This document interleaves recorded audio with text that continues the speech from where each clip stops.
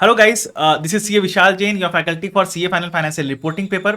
Guys मई 25 का countdown start हो चुका है एंड आई नो आप लोग बोल रहे होगे सर मई 25 के लिए लास्ट 5 मंथ्स में क्या स्ट्रैटेजी होना चाहिए, प्लीज हमें गाइड कर दो.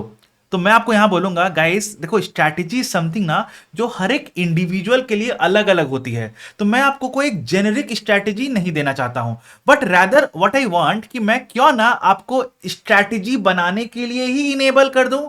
मैं क्यों ना आपको यह बता दूं कि स्ट्रैटेजी बनता कैसे है, स्ट्रैटेजी बनाने में किन बातों को ध्यान में रखना पड़ता है, किन किन इंपॉर्टेंट पॉइंट्स को कंसीडर करना पड़ता है. तो मैं आपको आज वो इंपॉर्टेंट पॉइंट्स बताने आया हूं कि बच्चों इन पॉइंट्स को कंसीडर करना और इन पॉइंट्स को कंसीडर करते हुए इस तरह से अपनी स्ट्रैटेजी को बना लेना. So this is what I want to discuss in this video. But before I start the discussion, अगर इस चैनल पे नए हो तो सब्सक्राइब कर लेना, वीडियो को लाइक कर देना, आपका कोई इनपुट हो तो कमेंट बॉक्स में डाल देना और let's discuss it now. Now सबसे पहला पॉइंट जो इसमें आता है इज द डिसीजन कि हमें सिंगल ग्रुप देना है या बोथ ग्रुप देना है. ओके तो देखो मेरा तो हमेशा प्रेफरेंस यही होता है कि आप बोथ ग्रुप्स दो, क्योंकि अभी 5 महीना टाइम बाकी है. You do have the sufficient time left. Okay but फिर भी अगर आपके माइंड में कोई पैरामीटर डिसाइडेड है कि मुझे सिंगल ग्रुप देना है, बोथ ग्रुप देना है, तो आप अपने हिसाब से डिसाइड करके ये डिसीजन अभी लो पहले कि सिंगल ग्रुप या बोथ ग्रुप, बट प्रेफरेंस रखना बोथ ग्रुप का. अगर फिर भी डिसाइड ना कर पाओ तो इन द कमिंग वीक मैं आपके लिए एक वीडियो अपलोड कर दूंगा स्टेटिंग कि कैसे डिसाइड करें कि सिंगल ग्रुप लेना चाहिए या बोथ ग्रुप लेना चाहिए. Okay now coming to the second point is the classes. now देखो दो सेट ऑफ बच्चे होंगे. पहले सेट ऑफ बच्चे ऐसे होंगे जिन्हें जितने पेपर का क्लास लेना था उन्होंने उतने पेपर का क्लास लेके खत्म कर दिया है. सेकंड, जिन्होंने जितने पेपर का क्लास लेना था उनका अभी क्लास खत्म नहीं हुआ है या पार्शियली खत्म हुआ है. तो अब मैं बोलूंगा देखो, अगर आपका क्लासेस सारा खत्म हो गया है वेरी गुड. अगर आपका क्लासेस सारा खत्म नहीं हुआ है तो आपका सबसे पहला प्रायोरिटी होना चाहिए कि क्लासेस खत्म करो. अब यहां पे प्लानिंग में बच्चे गलती क्या करते हैं, बोलते हैं सर मैं तो दिन में 3 क्लास कर लूंगा, 4 क्लास कर लूंगा, 2x पे देख लूंगा. ये गलती मत करना. एक दिन में 2 क्लास से ज्यादा कभी मत देखना. देखो क्योंकि देखो अल्टीमेटली एम ये नहीं है कि क्लासेस खत्म करना है, अल्टीमेटली एम ये है कि सिलेबस कंप्लीट करना है. तो अगर आप सिर्फ क्लासेस करते जाओगे तो माथा में कुछ घुसेगा नहीं. ओके तो सिर्फ कंटेंट माथा में जाएगा ही नहीं. तो इसलिए 2 class is the max that you can do in a day. उससे ऊपर क्लास कभी भी मत करना. ओके नाउ तो क्लास करो और साथ में पढ़ाई करो. ठीक है तो अगर आपका क्लास पार्शियली हुआ है या आप क्लास कर रहे हो तो सबसे पहला प्रायोरिटी है क्लासेस खत्म करो. 2 क्लासेस से ऊपर पर डे मत देखना. तीसरा पॉइंट, क्लास जो कर रहे हो उसको ऐसा पढ़ाई करो कि क्लास के साथ साथ ही पढ़ाई हो जाए आपका उस पेपर का. ओके क्लास के साथ साथ मतलब क्लास किया, उसका रिवीजन किया, उसका जो होमवर्क था क्वेश्चन सॉल्व किया. ओके एक चैप्टर खत्म हुआ उस चैप्टर को पूरा रिवाइज किया, 2 चैप्टर खत्म हुआ उस चैप्टर को पूरा रिवाइज किया. तो जैसे लगा कि पूरा 4-5 चैप्टर खत्म हो गया तो एक दिन बैठ के उस चारों पांचों चैप्टर को पूरा खत्म हो जाए. तो तैयारी ऐसे करनी है कि जब वो क्लास खत्म होगा ना तो आपका वो पेपर भी पूरा एक बार खत्म हो जाएगा. तो ये सोच के ही तैयारी करनी है आपको. ओके तो ये हो गया क्लासेस का पॉइंट.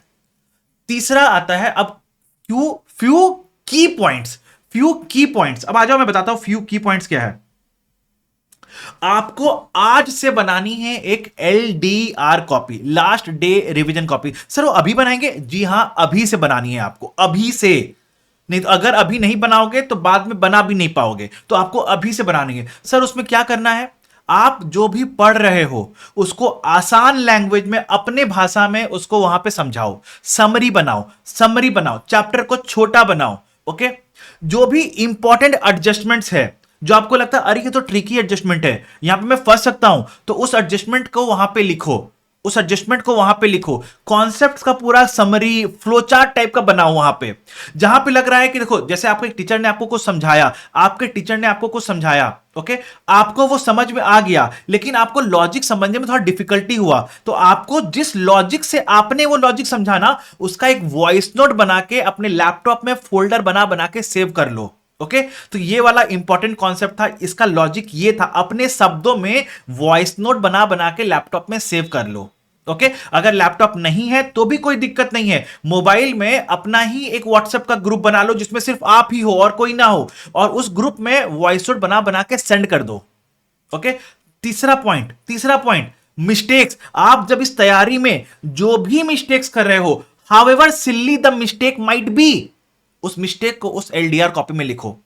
अब हम लोग करते क्या है, जब हम लोग एलडीआर कॉपी बनाते हैं ना, तो हम लोग क्या करते हैं, जैसे लेट सपोज हम लोग किसी बुक में पढ़ाई कर रहे हैं, तो हम लोग क्या करते हैं, हम लोग उस बुक का वो पेज को फोल्ड कर देते हैं, हम लोग उस बुक के उस पेज को फोल्ड कर देते हैं कि हम लोग देख लेंगे। अरे बच्चों एक बात समझो, हमें कहां पता चलेगा कौन सा पेज फोल्ड किया है, तो पेज फोल्ड करने वाला सिस्टम को कर दो बंद और एक सेपरेट कॉपी में लिखते जाओ, या लैपटॉप में एक्सेल फाइल बना लो। मैं तो हमेशा बोलूंगा लैपटॉप में एक्सेल फाइल बना लो, आइडियली आपके पास लैपटॉप होगा, अगर लैपटॉप नहीं है तो भी कोई दिक्कत नहीं है, एक कॉपी में अपना बना लो, हर चैप्टर हर सब्जेक्ट के लिए एक कॉपी बना लो, हर सब्जेक्ट के लिए एक अलग से एलडीआर कॉपी बना लो, और उस एलडीआर कॉपी में सब कुछ लिखते जाओ। वो आपका एलडीआर कॉपी जो होगा वो आपके सब्जेक्ट का ब्रह्मास्त्र होगा। ओके तो हर सब्जेक्ट के लिए एक एलडीआर कॉपी बना लो। ओके नाउ अपना स्ट्रैटेजी जो बनाओगे ना वो टॉप बॉटम अप्रोच होना चाहिए। टॉप बॉटम अप्रोच क्या होता है, समझो बात को। तो आपको सबसे पहले ये डिसाइड करना पड़ेगा कि मेरा सबसे फर्स्ट रिवीजन जो है वो कब तक खत्म होगा। यू माइट से कि हमें 31 जनवरी तक खत्म कर दूंगा, या 28 फरवरी तक खत्म कर दूंगा। ओके फेब एंड तक, जैन एंड तक, आपको जो भी लगता है, लेकिन हाँ फेब एंड से डिले मत करना फर्स्ट रीडिंग के लिए, फेब एंड से डिले मत करना, आइडियली मत करना फेब एंड से डिले। ओके तो फेब एंड तक हम लोग अपना फर्स्ट रीडिंग पूरा खत्म कर देंगे। ये हुआ आपका टॉप, एक टॉप लाइन सेट किया। अब इस अप्रोच को ब्रेक करो, कि दिसंबर में क्या क्या खत्म कर देंगे, जनवरी में क्या क्या खत्म करेंगे, और अगर फेब जा रहे हो तो फेब में क्या क्या खत्म करेंगे। तो ये पहले अपना इसको ब्रेक किया। तो सबसे पहले पूरा बनाया कि फर्स्ट रीडिंग फेब तक खत्म करेंगे, एक मैं एग्जांपल दिया। उसके बाद बनाओ कि दिसंबर में क्या, जनवरी में क्या, फरवरी में क्या। ओके नाउ अब जनवरी और फरवरी को भूल जाओ, अब आ जाओ दिसंबर में लेट सपोज आपने स्ट्रैटेजी बनाया, मैं अपना एफआर और एएफएम खत्म कर दूंगा पूरा। ओके 15 दिन दूंगा, एफआर और एएफएम पूरा अच्छे से खत्म कर दूंगा। तो ये आ गया दिसंबर का स्ट्रैटेजी। अब बनाओ कि इस वीक में क्या स्ट्रैटेजी होना चाहिए मेरा, कि इस वीक में मेरा एफआर का ये चैप्टर हो जाएगा और इस वीक में मेरा एएफएम का ये चैप्टर हो जाएगा। तो हमेशा मैं बोलूंगा ना बच्चों, 2 पेपर लेके चलना। दिन भर एक पेपर पढ़ोगे ना तो बोर हो जाओगे, चेंज कर लोगे ना तो मजा आ जाएगा। तो एक पेपर प्रैक्टिकल, एक पेपर थियरी, ऐसा रखना। एक पेपर प्रैक्टिकल, एक पेपर थियरी, ऐसा रखना। जैसे एफआर प्लस ऑडिट रख लिया, इज अ गुड कॉम्बिनेशन। ठीक है तो एफआर प्लस ऑडिट रख लिया। तो आपको यह रखना है कि हाँ मैं एफआर में इस वीक में ये खत्म कर लूंगा और ऑडिट में मैं इस वीक में ये खत्म कर लूंगा। तो ये हो गया वीक का अप्रोच। अब इसको और ब्रेक करो कि हाँ इस दिन मेरा ये होगा, इस दिन मेरा ये खत्म हो जाए। जैसे आज के दिन है, मुझे लगता है कि हाँ आज के दिन मैं पूरा लीस्ट चैप्टर पूरा खत्म कर दूंगा और ऑडिट में मैं कंपनी ऑडिट खत्म कर दूंगा। फॉर एग्जांपल मैंने दिया, ये होगा। ठीक है तो ये हो गया कैसे टॉप बॉटम अप्रोच आया। तो इस टॉप बॉटम अप्रोच से आपको पूरा अपना स्ट्रैटेजी बनाना है। ओके नाउ दूसरा पॉइंट जो आपको ध्यान में रखना है, आपको कंसिस्टेंटली अपने स्ट्रैटेजी को फॉलो करना है। जैसे होता है ना स्नैपचैट में बोलते हैं ना स्ट्रीक मेंटेन करते हैं, उसी तरह से आपको यहां पे स्ट्रैटेजी फॉलो करने का स्ट्रीक मेंटेन करना है। यू हैव टू इंश्योर कि कोई एक दिन भी ऐसा ना जाए जहां पे आप अपनी स्ट्रैटेजी को फॉलो ना कर रहे हो। सर लेकिन हर दिन तो एकदम अपने कॉन्स्टेंटली 8 घंटा 9 घंटा डेली तो नहीं पढ़ पाएंगे ना, किसी एक दिन ब्रेक भी तो चाहिए होगा ना। हाँ चाहिए होगा, तो उसमें वो जो ब्रेक भी ले रहे हो ना, वो ब्रेक भी आपके प्लान का हिस्सा होना चाहिए। अगर आप बोल रहे हो कि नहीं सर 15 दिन पढ़ने के बाद मैं एक दिन 4-5 घंटा का पूरा ब्रेक लूंगा, 6 घंटा का पूरा ब्रेक लूंगा, ये एक दिन नहीं पढ़ूंगा, मैं एक दिन घूमने जाऊंगा, कोई दिक्कत नहीं है। वो एक दिन घूमने जाओगे वो भी प्लान का हिस्सा बना के रखो कि हाँ मैं एक दिन घूमने जाऊंगा, मैं एक दिन नहीं पढ़ाई करूंगा। ओके तो ये भी आपके प्लान का हिस्सा होना चाहिए। ओके नाउ अब क्या होता है, हम लोग सोचते हैं कि हम लोग लाएंगे 40 मार्क्स, हम लोग लाएंगे 50 मार्क्स। सर इसमें तो 40 आ जाएगा ना, मेरा ग्रुप निकल जाएगा। अरे बच्चों ये कैसे सोच सकते हो कि आपको 40 आ जाएगा। सर हम इसमें एग्जाम्शन लेंगे, अरे कैसे सोच सकते हो इसमें एग्जाम्शन आ जाएगा। क्या ये हमारे हाथ में है क्या कि 60 लाने के लिए इतना पढ़ना पड़ेगा, 80 लाने के लिए इतना पढ़ना है, 100 लाने के लिए इतना पढ़ना है। ऐसा तो हो ही नहीं सकता है ना यार, ऐसा तो हो ही नहीं सकता है ना। सो आपको ये रखना है कि in the given time possible, जितना भी आपके पास टाइम बचा हुआ है और जितना भी आपको पढ़ाई करना है आप अपना बेस्ट दोगे, आप अपना बेस्ट दोगे, बस यही आपका टारगेट होना चाहिए, यही आपका टारगेट होना चाहिए। आपका लिए टारगेट ये नहीं होना कि मेरे को 40 लाना है, मेरे को 60 लाना है, मेरे को 80 लाना है, ये टारगेट होना ही नहीं चाहिए। टारगेट है कि मैं अपना बेस्ट दूंगा in the given time possible, मैं अपना बेस्ट दूंगा ताकि जब रिजल्ट आए तो मुझे ये रिग्रेट नहीं होना चाहिए कि यार थोड़ा सा और पढ़ लेते ना तो आज कुछ बात ही और रहता, ये रिग्रेट नहीं चाहिए अपने को। ओके नाउ फिर आईसीआई स्टडी मटेरियल को सबसे टॉप प्रायोरिटी देना है, सबसे टॉप प्रायोरिटी देना है। आप जिन भी टीचर से क्लास ली हो, जिन भी टीचर से क्लास ली हो, उन टीचर्स की मॉड्यूल को फॉलो करो, मैं उस पर मना नहीं कर रहा हूं, लेकिन आईसीआई मॉड्यूल को ऐसा मत रखना कि उठा के फेंक ही दे हो, ऐसा मत करना। आईसीआई मॉड्यूल भी घुमा के देखते रहना, आईसीआई मॉड्यूल भी घुमा घुमा के देखते रहना, तभी आपको आईबीएस के पेपर में कहां पे क्या लिखा हुआ है वो भी पता चलेगा। ओके सो इसलिए आईसीआई मॉड्यूल से दोस्ती आज से बना के रखो। ओके और जो ट्रेंड एनालिसिस और एबीसी एनालिसिस अभी से मत देखना यार, ठीक है, लास्ट टाइम पे देखना, देख लो, कोई दिक्कत वाली बात नहीं है, कोई दिक्कत वाली बात नहीं है। अब तो जैसा आईसीआई का पेपर का आ रहा है कोई ट्रेंड भी मायने नहीं रख रहा है। ओके बट हां अभी ये ट्रेंड का कोई चक्कर में मत फंसना आप लोग प्लीज, अभी यही अप्रोच रखना कि मैं 100% सब कुछ खत्म करूंगा, 100% सब कुछ अच्छे से पढ़ के खत्म करूंगा।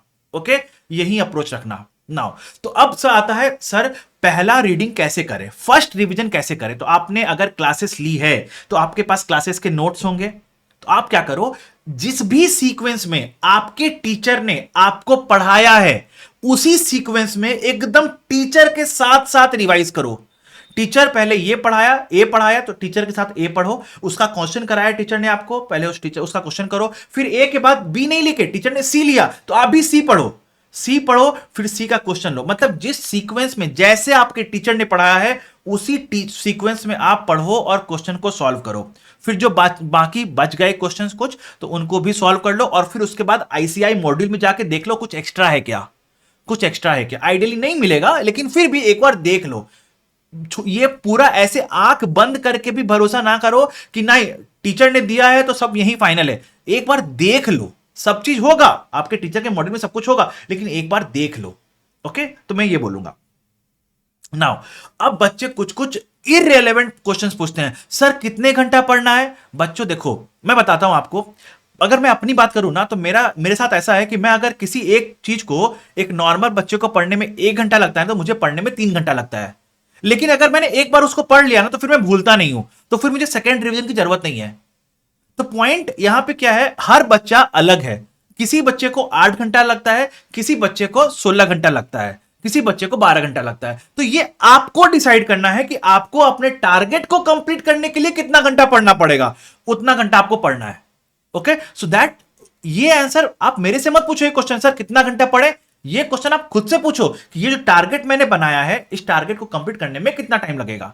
टारगेट कंप्लीट हो गया सो जाओ, टारगेट कंप्लीट आपका 6 घंटा में हो गया, सो जाओ 6 घंटा में।